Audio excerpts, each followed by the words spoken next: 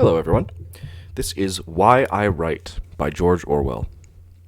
From a very early age, perhaps the age of 5 or 6, I knew that when I grew up I should be a writer. Between the ages of about 17 and 24, I tried to abandon this idea, but I did so with the consciousness that I was outraging my true nature, and that sooner or later I should have to settle down and write books. I was the middle child of 3, but there was a gap of 5 years on either side, and I barely saw my father before I was 8. For this and other reasons, I was somewhat lonely, and I soon developed disagreeable mannerisms which made me unpopular throughout my school days. I had the lonely child's habit of making up stories and holding conversations with imaginary persons. And I think from the very start, my literary ambitions were mixed up with a feeling of being isolated and undervalued. I knew that I had a facility with words and a power of facing unpleasant facts, and I felt that this created a sort of private world in which I could get my own back for my failure in everyday life. Nevertheless, the volume of serious, i.e., seriously intended, writing which I produced all throughout my childhood and boyhood would not amount to half a dozen pages. I wrote my first poem at the age of 4 or 5, my mother taking it down to dictation. I cannot remember anything about it, except that it was about a tiger, and the tiger had chair-like teeth. A good enough phrase, but I fancy the poem was a plagiarism of Blake's Tiger, Tiger.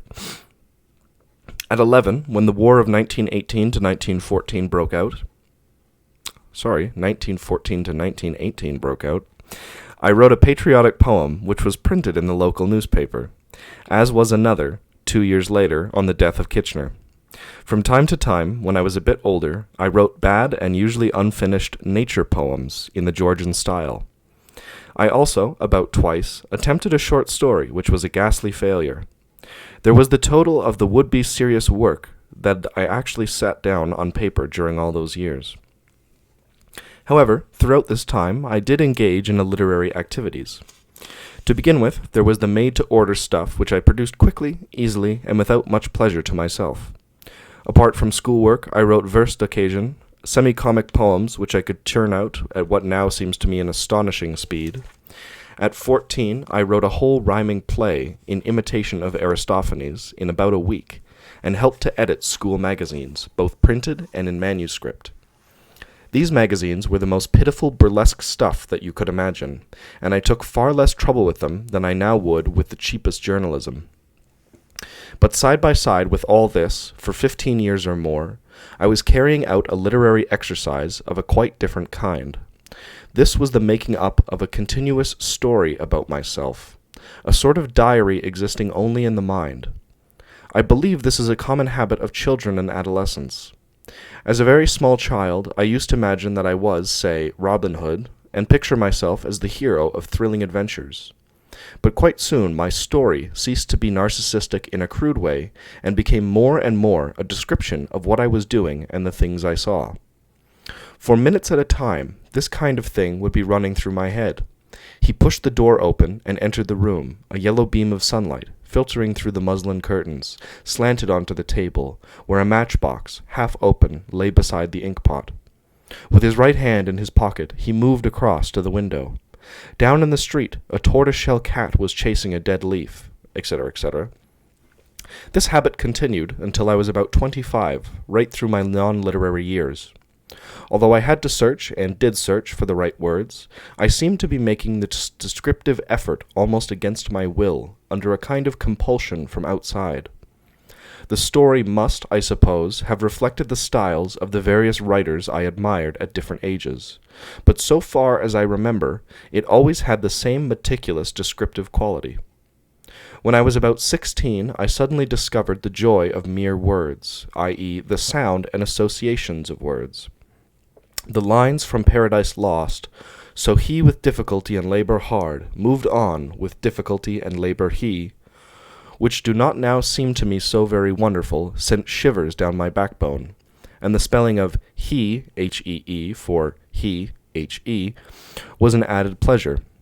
As for the need to describe things, I knew all about it already, so it is clear what kind of books I wanted to write, insofar as I could be said to want to write books at the time. I wanted to write enormous naturalistic novels with unhappy endings, full of detailed descriptions and arresting similes, and also full of purple passages, in which words were used partly for the sake of their sound. And in fact, my first complete novel, Burmese Days, which I wrote when I was 30, but projected much earlier, is rather that kind of book. I give all this background information because I do not think one can assess a writer's motives without knowing something of his early development. His subject matter will be determined by the age he lives in. At least this is true in tumultuous revolutionary ages like our own. But before he ever begins to write, he will have acquired an emotional attitude from which he will never completely escape. It is his job, no doubt, to discipline his temperament and avoid getting stuck at some immature stage, or in some perverse mood. But if he escapes from his early influences altogether, he will have killed his impulse to write. Putting aside the need to earn a living, I think there are 4 great motives for writing, at any rate for writing prose. They exist in different degrees in every writer, and in any one writer the proportions will vary from time to time, according to the atmosphere in which he is living. They are, 1. Sheer egoism, the desire to seem clever, to be talked about, to be remembered after death, to get your own back on grown-ups who snubbed you in childhood, etc., etc. It is humbug to pretend that this is not a motive and a strong one. Writers share this characteristic with scientists, artists, politicians, lawyers, soldiers, successful businessmen, and in short, with the whole top crust of humanity. The great mass of human beings are not acutely selfish. After the age of about 30, they abandon individual ambition.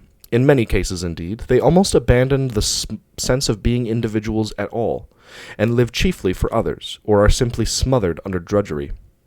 But there is also the minority of gifted, willful people who are determined to live their own lives to the end, and writers belong to this class. Serious writers, I should say, are on the whole more vain and self-centered than journalists, though less interested in money. 2. Aesthetic enthusiasm. The perception of beauty in the external world, or, on the other hand, in words and their right arrangement. Pleasure in the impact of one sound on another, in the firmness of good prose or the rhythm of a good story. Desire to share an experience which one feels is valuable and ought not to be missed. The aesthetic motive is very feeble in a lot of writers, but even a pamphleteer or a writer of textbooks will have pet words and phrases which appeal to him for non-utilitarian reasons. Or he may feel strongly about typography, width of margins, etc. Above the level of a railway guide, no book is quite free from aesthetic considerations. 3. Historic impulse. Desire to see things as they are, to find out the true facts and store them up for the use of posterity. 4. Political purpose. Using the word political in the widest possible sense. Desire to push the world in a certain direction, to alter other people's ideas of the kind of society that they should strive after. Once again, no book is genuinely free from political bias. The opinion that art should have nothing to do with politics is itself a political attitude. It can be seen how these various impulses must war against one another, and how they must fluctuate from person to person and from time to time. By nature, taking your nature to be the state you have attained when you are first adult, I am a person in whom the first 3 motives would outweigh the 4th. In a peaceful age, I might have written ornate or merely descriptive books, and might have remained almost unaware of my political loyalties. As it is, I have been forced into becoming a sort of pamphleteer. First, I spent 5 years in an unsuitable profession, the Indian Imperial Police in Burma, and then I underwent poverty and the sense of failure. This increased my natural hatred of authority, and made me for the first time fully aware of the existence of the working classes. And the job in Burma had given me some understanding of the nature of imperialism. But these experiences were not enough to give me an accurate political orientation. Then came Hitler, the Spanish Civil War, etc. By the end of 1935, I had still failed to reach a firm decision. I remember a little poem that I wrote at that date expressing my dilemma. A happy vicar I might have been 200 years ago, to preach upon eternal doom and watch my walnuts grow. But born, alas, in an evil time, I missed that pleasant heaven. For the hair has grown on my upper lip, and the clergy are all clean-shaven. And later still, the times were good, we were so easy to please, we walked our troubled thoughts to sleep on the bosoms of the trees. All ignorant we dared to own the joys we now dissemble, the green finch on the apple bough could make my enemies tremble. But girls' bellies and apricots, roach in a shaded stream, horses, ducks in flights at dawn, all these are a dream. It is forbidden to dream again, we maim our joys or hide them. Horses are made of chromium steel, and little fat men shall ride them. I am the worm who never turned, the eunuch without a harem. Between the priest and the commissar, I walk like Eugene Aram.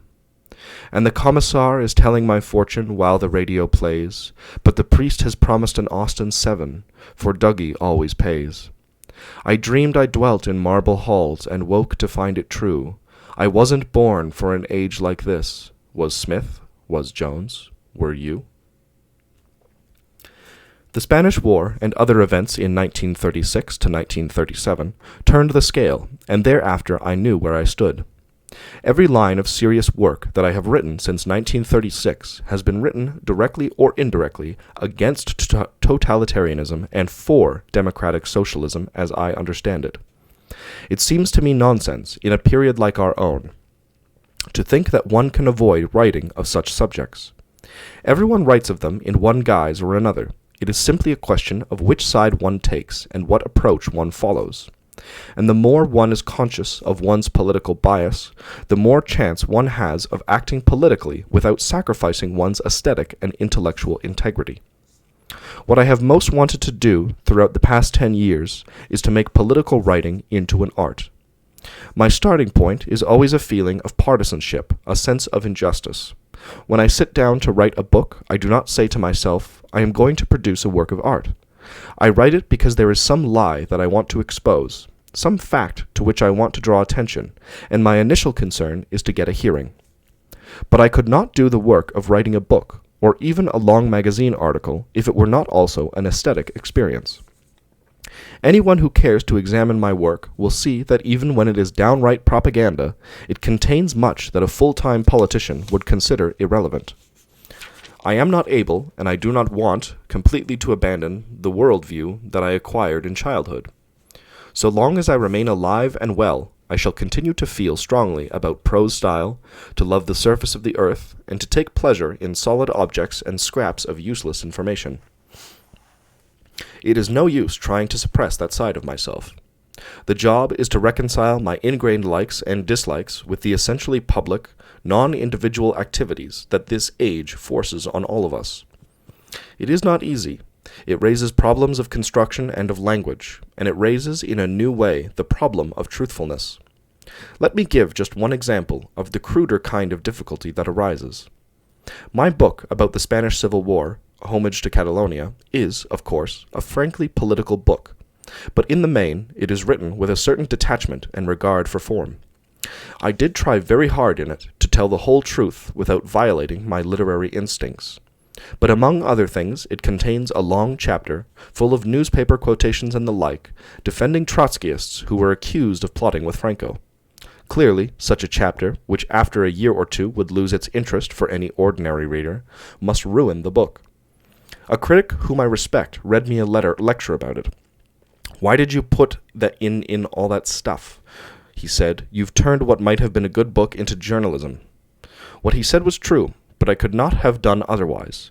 I happened to know what very few people in England had been allowed to know, that innocent men were being falsely accused. If I had not been angry about that, I should never have written the book. In one form or another, this problem comes up again. The problem of language is subtler and would take too long to discuss. I will only say that of later years I have tried to write less picturesquely and more exactly. In any case, I find that by the time you have perfected any style of writing, you have always outgrown it. Animal Farm was the first book in which I tried, with full consciousness of what I was doing, to fuse political purpose and artistic purpose into one whole. I have not written a novel for 7 years, but I hope to write another fairly soon. It is bound to be a failure, that is, every book is a failure, but I know with some clarity what kind of book I want to write. Looking back through the last page or two, I see that I have made it appear as though my motives in writing were wholly public-spirited. I don't want to leave that as the final impression. All writers are vain, selfish, and lazy, and at the very bottom of their motives there lies a mystery. Writing a book is a horrible, exhausting struggle, like a long bout of some painful illness. One would never undertake such a thing if one were not driven on by some demon, whom one can neither resist nor understand. For all one knows, that demon is simply the same instinct that makes a baby squall for attention. And yet it is also true that one can write nothing readable unless one constantly struggles to efface one's own personality. Good prose is like a window pane. I cannot say with certainty which of my motives are the strongest, but I know which of them deserve to be followed. And looking back through my work, I see that it is invariably where I lacked a political purpose that I wrote lifeless books and was betrayed into purple passages, sentences without meaning, decorative adjectives, and humbug generally. Written in 1946. Also, I've decided here at the end to include the poem that Orwell mentions writing when he was 11 years old. So this was actually published in a newspaper at the time under the name Eric Blair. It was published in 1914 in the Henley and South Oxfordshire Standard. So he wrote this when he was 11, and it was about the First World War. He didn't include the text in that essay I just read, so I've decided to read it here for you. Awake, young men of England. The following verses were composed and written by Master Eric Blair, the 11-year-old son of Mr. R.W. Blair of Roselawn, Shiplake. Oh, give me the strength of the lion, the wisdom of Reynard the fox, and then I'll hurl troops at the Germans and give them the hardest of knocks. Oh, think of the warlord's mailed fist that is striking at England today, and think of the lives that our soldiers are fearlessly throwing away. Awake, O you young men of England, for if, when your country's in need, you do not enlist by the thousand, you truly are cowards indeed.